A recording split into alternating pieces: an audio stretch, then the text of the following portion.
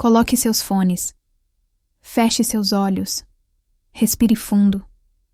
O terror aguarda além do véu. Sussurros no sótão. Sempre fui cética em relação ao sobrenatural. Como psicóloga clínica especializada em transtornos de ansiedade, passei minha carreira explicando racionalmente fenômenos que muitos atribuíam ao paranormal. Barulhos inexplicáveis? Provavelmente a casa assentando. Vultos no canto do olho? Fadiga visual? Sensação de presença? Ansiedade e hipervigilância. Eu tinha uma explicação científica para tudo, até me mudar para a casa da Rua das Acácias, número 237. A propriedade era um achado inacreditável. Uma casa de 2 andares com sótão, estilo colonial, em um bairro arborizado a 20 minutos do centro. O preço estava bem abaixo do mercado, o que atribuía à necessidade de algumas reformas e ao fato de estar desocupada há quase 2 anos. A casa pertencia a uma senhora idosa que faleceu, explicou o corretor, evitando meu olhar enquanto abria a porta principal. Os herdeiros moram no exterior e querem uma venda rápida. Algo na maneira como ele disse isso me pareceu estranho, mas a oportunidade era boa demais para deixar passar. Assinei o contrato na mesma semana e me mudei no final do mês, trazendo apenas o essencial. Planejava renovar o lugar aos poucos, transformando-o no lar que sempre sonhei. As primeiras noites foram tranquilas. A casa tinha seus barulhos característicos. O assoalho de madeira que estalava, canos que faziam ruídos ocasionais, o vento que assobiava pelas janelas antigas. Nada que me incomodasse. Na verdade, achei o lugar acolhedor desde o início, como se a casa estivesse me dando boas-vindas. Foi na 3ª semana que notei os sussurros. Estava trabalhando tarde em alguns relatórios de pacientes quando ouvi vozes abafadas, como uma conversa distante. Inicialmente, pensei que fossem vizinhos ou talvez um rádio que havia deixado ligado em algum cômodo. Verifiquei toda a casa, mas não encontrei nada. Quando voltei ao escritório, as vozes haviam parado. Na noite seguinte, aconteceu novamente. Desta vez, pareciam vir de cima, do sótão. Eram múltiplas vozes, algumas agudas, outras graves, todas falando simultaneamente em um volume tão baixo que era impossível distinguir palavras. Acústica estranha. Murmurei para mim mesma, tentando racionalizar. Provavelmente algum ruído, da rua sendo canalizado de forma peculiar pela estrutura da casa. Mas não havia tráfego àquela hora. O bairro estava silencioso como um cemitério. Na manhã seguinte, decidi investigar o sótão. A entrada era um alçapão no teto do corredor, do 2º andar, acessível por uma escada dobrável que se puxava por uma corda. O mecanismo estava enferrujado, mas consegui abri-lo após algumas tentativas. O sótão estava surpreendentemente limpo para um espaço que, segundo o corretor, não era usado há anos. Não havia teias de aranha ou a camada espessa de poeira que eu esperava. A luz que entrava por uma pequena janela circular revelava um espaço vazio, exceto por algumas caixas empilhadas em um canto. Aproximei-me das caixas, curiosa. A primeira continha livros antigos, romances populares dos anos 1950 e 60, alguns livros de receitas e um diário com capa de couro. A segunda caixa guardava fotografias em preto e branco, mostrando uma família, um casal de meia-idade e 3 crianças, 2 meninas e um menino. A terceira caixa estava cheia de brinquedos infantis da mesma época. Uma boneca de porcelana com olhos de vidro, carrinhos de metal, um ursinho de pelúcia desgastado pelo uso. Peguei o diário, hesitante.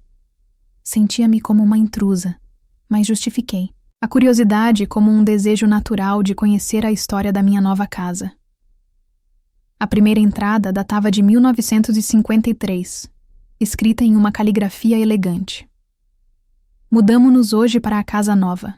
Robert está tão orgulhoso, seu primeiro grande investimento após a promoção. As crianças adoraram, especialmente o sótão, que Elizabeth já declarou ser seu reino encantado. Thomas e Margaret estão planejando transformá-lo em um forte. Espero que não briguem muito por espaço. Esta casa será um novo começo para todos nós. Assinado. Clara Wilson. Folheei mais algumas páginas, lendo trechos aleatórios que descreviam a vida cotidiana da família Wilson. Aniversários, dias escolares, pequenas conquistas e decepções. Clara parecia uma mãe dedicada e esposa, atenciosa, documentando meticulosamente o crescimento de seus filhos. Então, o tom das entradas começou a mudar, por volta de 1955. Elizabeth tem tido pesadelos novamente. Diz que as crianças no sótão não a deixam dormir.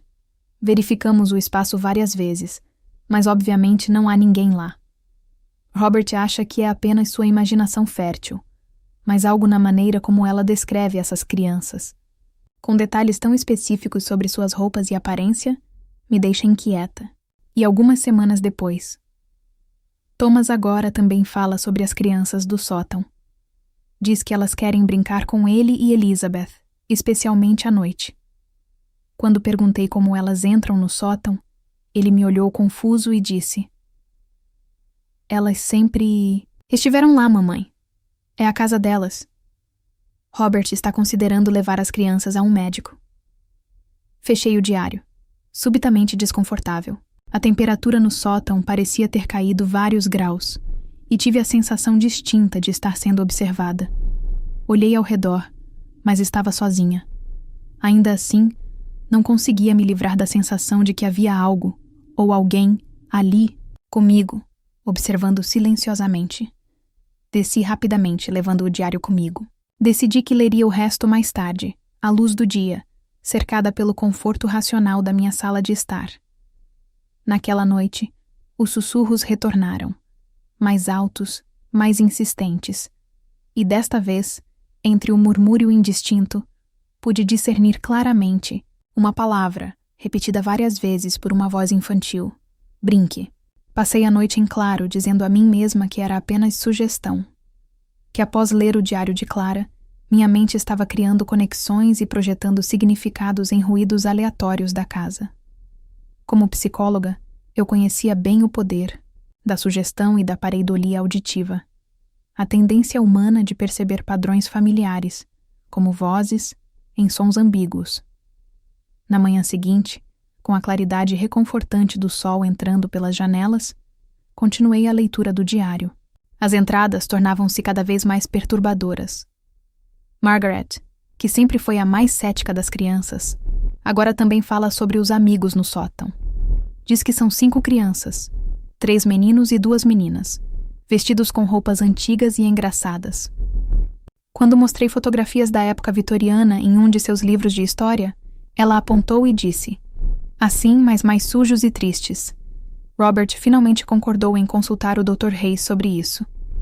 O Dr. Hayes sugeriu que pode ser um caso de histeria coletiva, as crianças influenciando umas às outras com suas fantasias.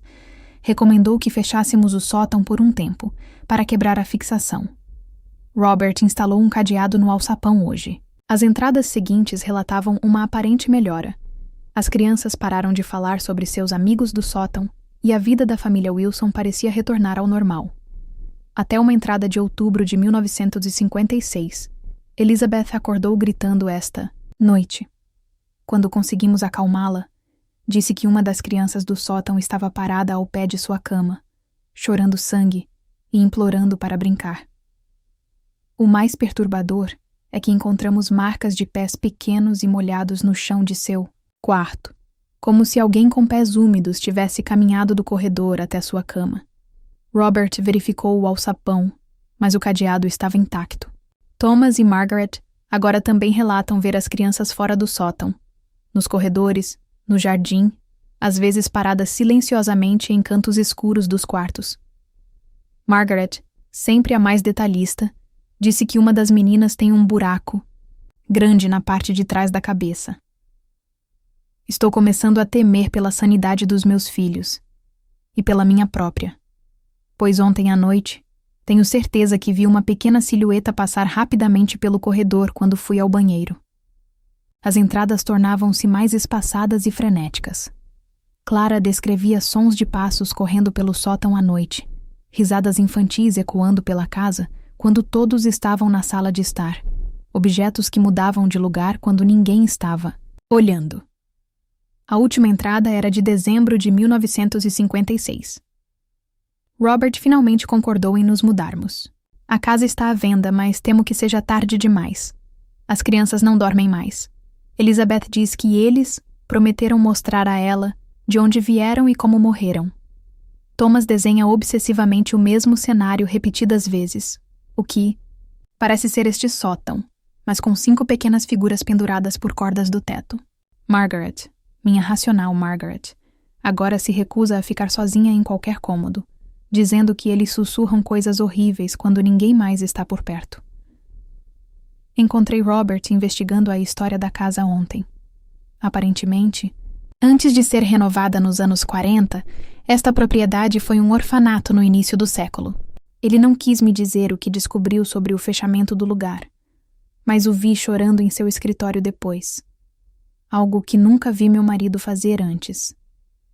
Estamos saindo amanhã, ficando temporariamente com meus pais até encontrarmos um novo lar.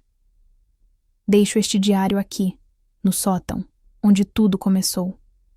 Talvez seja supersticioso, mas sinto que levá-lo conosco seria trazer algo da casa. Algo que deveria permanecer aqui, trancado com as memórias e com o que quer que habite este lugar. Fechei o diário com as mãos trêmulas. A entrada final de Clara deixava claro que eles planejavam partir no dia seguinte, mas o diário ainda estava aqui, junto com os pertences das crianças. Será que mudaram de ideia? Ou algo os impediu de sair? Movida por uma curiosidade mórbida que sobrepujava meu crescente desconforto, decidi pesquisar sobre a casa e a família Wilson. A biblioteca municipal e os arquivos do jornal local revelaram a terrível verdade. Em 17 de dezembro de 1956, um incêndio devastou a casa da Rua das Acácias, 237.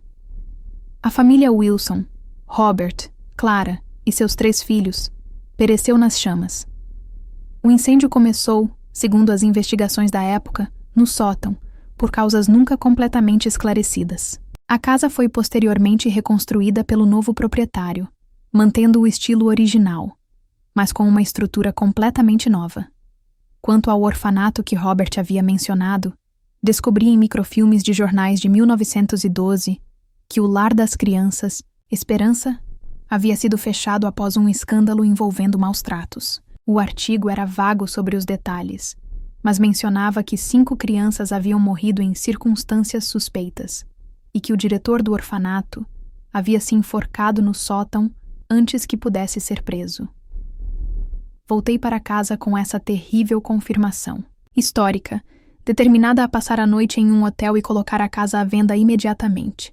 Mas ao chegar, encontrei algo que congelou meu sangue. O alçapão do sótão estava aberto. Eu tinha certeza absoluta de tê-lo fechado firmemente antes de sair.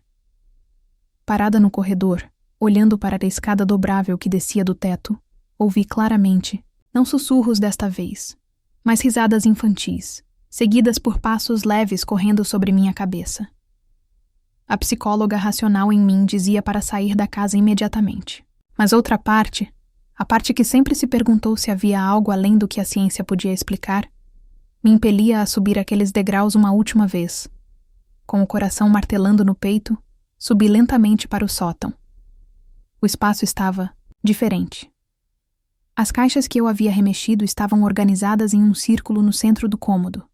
A boneca de porcelana, o ursinho de pelúcia e os carrinhos estavam dispostos cuidadosamente dentro do círculo, como se preparados para uma brincadeira. E nas paredes, visíveis agora na luz fraca do entardecer que entrava pela janela circular, havia desenhos, feitos com algo vermelho e viscoso que escorria lentamente para o chão.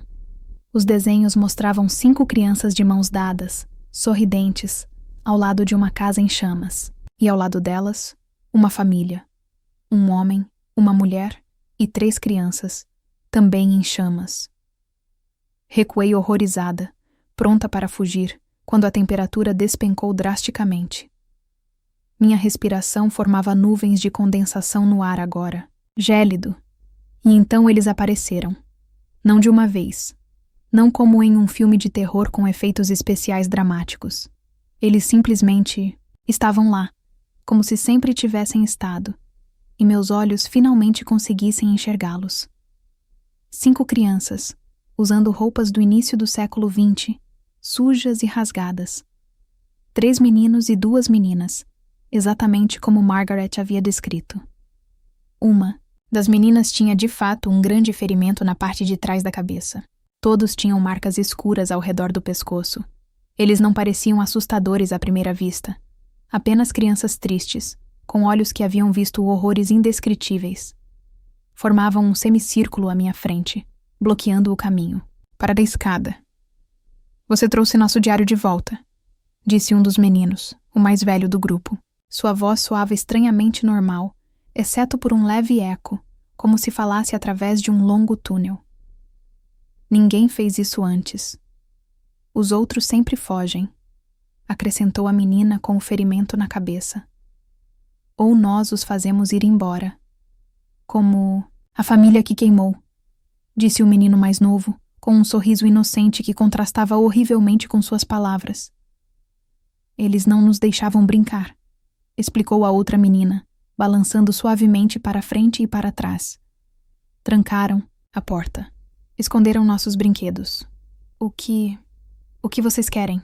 Consegui perguntar, minha voz quase inaudível de terror. As 5 crianças se entreolharam, como se consultando silenciosamente antes do menino mais velho responder. Queremos que alguém saiba a verdade, sobre o que ele nos fez, sobre por que estamos presos aqui. O diretor, sussurrou a menina com o ferimento. Ele nos machucava, nos trancava no escuro, e quando ameaçamos contar... Ele nos trouxe para o sótão, um por um, continuou o menino mais velho. Disse que era um jogo novo, amarrou cordas em nossas gargantas. E então pulamos, exclamou o menino mais novo com uma risada aguda e perturbadora. Pulamos e dançamos no ar. Ele nos enterrou no porão, disse a menina que balançava. Sob o chão de terra. Ninguém nunca nos encontrou. Até a casa queimar, completou o menino mais velho. O fogo nos libertou do chão, mas não desta casa. Nunca desta casa. Eu tremia incontrolavelmente agora, lágrimas escorrendo pelo meu rosto. Não apenas de medo, mas de uma profunda e avassaladora tristeza pela tragédia dessas crianças. Como posso ajudar? Perguntei, surpreendendo a mim mesma com a pergunta. Novamente, aquela consulta silenciosa entre eles, antes da resposta. Encontre nossos ossos.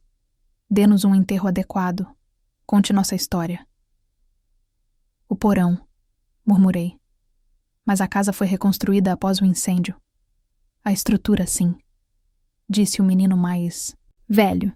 Mas o porão original permanece, selado sob a nova fundação. Há uma entrada escondida na despensa da cozinha, atrás da estante de mantimentos. Nesse momento, ouvi um barulho vindo do andar de baixo. A porta da frente se abrindo. As crianças olharam alarmadas. Ele ainda vem aqui, sussurrou a menina com o ferimento. Mesmo depois de morto, para ter certeza que continuamos escondidos. Ele não pode nos ver juntos, disse o menino mais velho urgentemente. Vá agora. Encontre nossos ossos. Liberte-nos. Antes que eu pudesse responder, eles desapareceram, não se desvanecendo gradualmente, mas piscando para fora da existência. Em um instante, o sótão voltou à temperatura normal, e os desenhos nas paredes escorreram para o chão, transformando-se em poças de um líquido que parecia assustadoramente com sangue fresco. Passos pesados subiam a escada para o segundo andar. Desci rapidamente do sótão, fechando o alçapão atrás de mim. Mal tive tempo de me afastar, quando uma figura masculina emergiu na extremidade do corredor. Um homem alto e magro, usando um terno preto formal de estilo antiquado, com um colarinho clerical. Seu rosto era pálido e alongado, com olhos profundamente encovados que pareciam absorver a luz ao invés de refleti-la. Ele não deveria estar ali. A casa estava trancada. Eu não tinha vizinhos próximos o suficiente para ouvir se gritasse. Quem é você? Exigi, tentando soar mais corajosa do que me sentia. Como entrou na minha casa? O homem inclinou levemente a cabeça, estudando-me com aqueles olhos vazios. Quando falou, sua voz era suave e educada, com um leve sotaque que não consegui identificar. Esta foi minha casa muito antes de ser sua, senhorita. Eu sempre terei acesso a ela. Ele deu um passo em minha direção. Você esteve no sótão, falando com eles. Não era uma pergunta. Não sei do que está falando, respondi, recuando lentamente em direção às escadas. Um sorriso fino e sem humor esticou seus lábios pálidos. Mentir é pecado, senhorita. Era por mentir que eu tinha que disciplinar as crianças sob meus cuidados. Elas inventavam histórias terríveis sobre mim, sabe? Caluniavam meu bom nome e o nome do orfanato. Ele deu outro passo à frente, e notei algo perturbador. Seus pés não faziam barulho ao tocar o assoalho de madeira, e não havia sombra onde ele estava parado, apesar da luz do corredor. O que você fez com elas foi imperdoável, falei, a raiva momentaneamente superando o medo. Elas eram apenas crianças indefesas. O sorriso desapareceu de seu rosto, substituído por uma expressão de fúria contida. Elas eram perversas, corrompidas. Precisavam ser purificadas pelo sofrimento. Sua forma pareceu crescer e escurecer, preenchendo o corredor. Assim como você precisa ser, por interferir em assuntos que não lhe dizem respeito.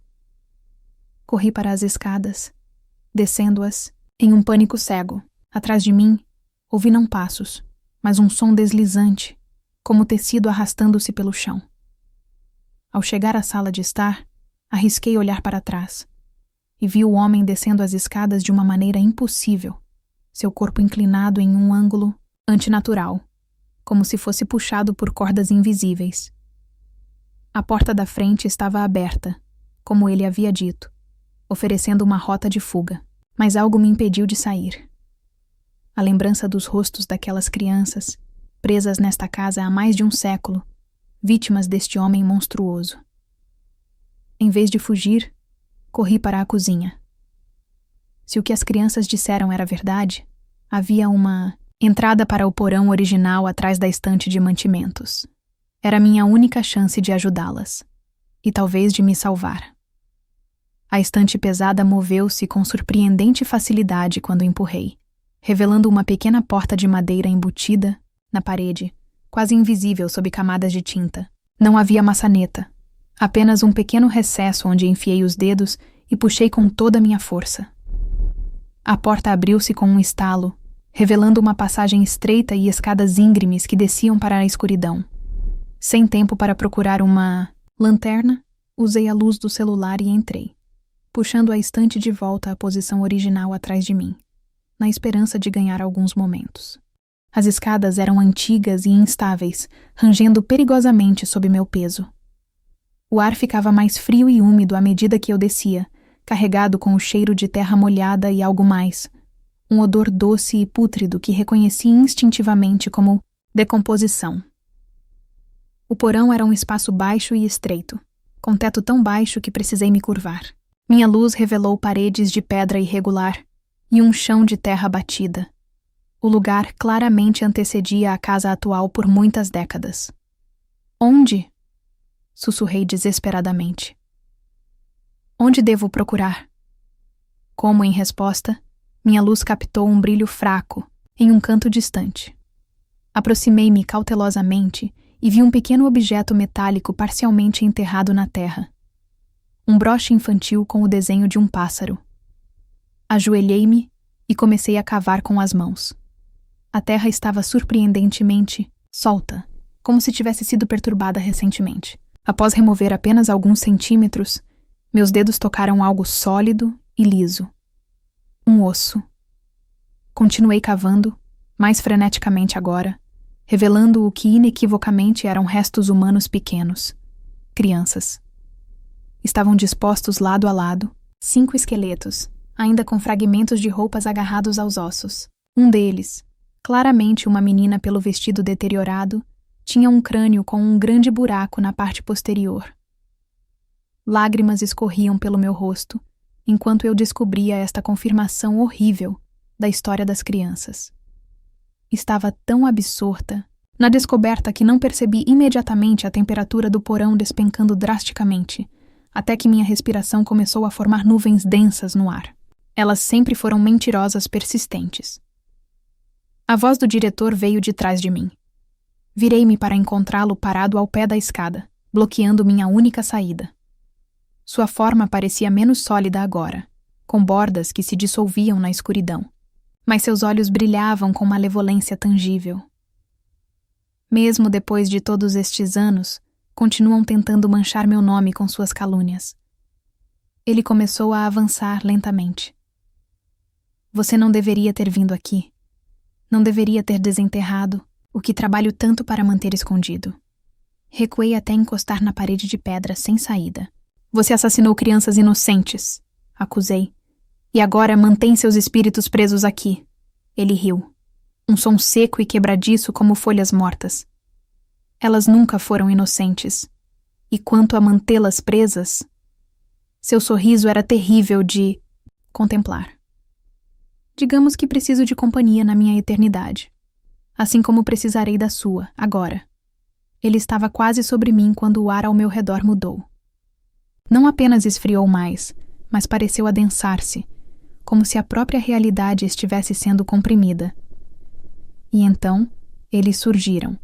Não apenas os 5 do sótão, mas dezenas de crianças, materializando-se de cada canto escuro do porão, cada uma com marcas de violência visíveis em seus pequenos corpos espectrais. O diretor parou, seu rosto contorcendo-se em uma expressão de choque e, pela primeira vez, medo.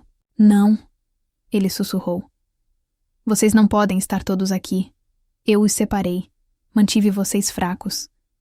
Não mais, disse o menino mais velho que eu havia conhecido no sótão avançando. Ela encontrou nossos restos. Ela sabe a verdade. Ela acredita em nós. E agora todos nós lembramos o que você fez, acrescentou a menina com o ferimento na cabeça. Não apenas a nós 5, mas a todos. As crianças começaram a se mover em uníssono, cercando o diretor em um círculo cada vez mais apertado. Ele tentou recuar, mas não havia para onde ir. As crianças estavam em toda a parte, dezenas delas, todas se aproximando com mãos estendidas. Afastem-se! Ele gritou, sua forma fantasmagórica tremendo de terror. Sou seu diretor. Exijo respeito, obediência. Você não tem poder sobre nós agora, disse o menino mais velho, sua voz ecoando com uma autoridade sobrenatural. Não mais. As crianças avançaram como uma onda, suas pequenas mãos atravessando a forma do diretor. Onde tocavam, pedaços de sua essência pareciam se desprender, como fumaça dispersada pelo vento. Ele gritou. Um som que começou como raiva humana, mas rapidamente se transformou em algo inumano, um uivo de pura agonia existencial. Sua forma se contorcia e dissolvia sob o toque coletivo das crianças, até que não restou nada além de um último eco de seu grito, desvanecendo-se nas sombras do porão. O silêncio que se seguiu foi profundo. As crianças se viraram para mim. Não, apenas as 5 que conheci no sótão, mas todas elas. Uma congregação silenciosa de pequenas almas que haviam sofrido nas mãos daquele homem. Está acabado, disse o menino mais velho, sua voz agora mais leve, o eco-túnel quase desaparecido. Ele se foi. Para onde? Perguntei. Para onde deveria ter ido há muito tempo, respondeu a menina com o ferimento. Para prestar contas por seus pecados. Uma a uma, as crianças adicionais começaram a desvanecer, não com o piscar abrupto de antes, mas com um brilho suave que iluminava brevemente o porão escuro antes de se extinguir. Logo apenas as 5 originais permaneciam. E vocês? Perguntei. Também estão livres agora? Eles trocaram olhares, e pela primeira vez vi sorrisos genuínos em seus rostos, não as expressões perturbadoras de antes, mas sorrisos de crianças verdadeiras, cheias de esperança. Quase, disse o menino mais velho. Você encontrou nossos restos. Agora precisa contar nossa história e nos dar o descanso adequado. Farei isso. Prometi. Contarei ao mundo o que aconteceu aqui. Garantirei que vocês tenham um enterro apropriado. Sabíamos. Que você ajudaria, disse a menina com o ferimento, seu tom quase alegre agora. Desde o momento em que você não fugiu. Desde que trouxe o diário de volta ao sótão. Você não tem medo, observou o menino mais novo, soando impressionado. Todos os outros tinham medo. Tenho medo, admiti. Mas algumas coisas são mais importantes que o medo. As 5 crianças sorriram em uníssono e começaram a brilhar com a mesma luz suave que havia levado as outras. Vamos esperar, disse o menino mais velho, sua forma já começando a desvanecer. Até que cumpra sua promessa. Então poderemos finalmente ir embora. Para onde? Perguntei novamente. Sua resposta veio como um sussurro coletivo enquanto desapareciam. Completamente. Para casa.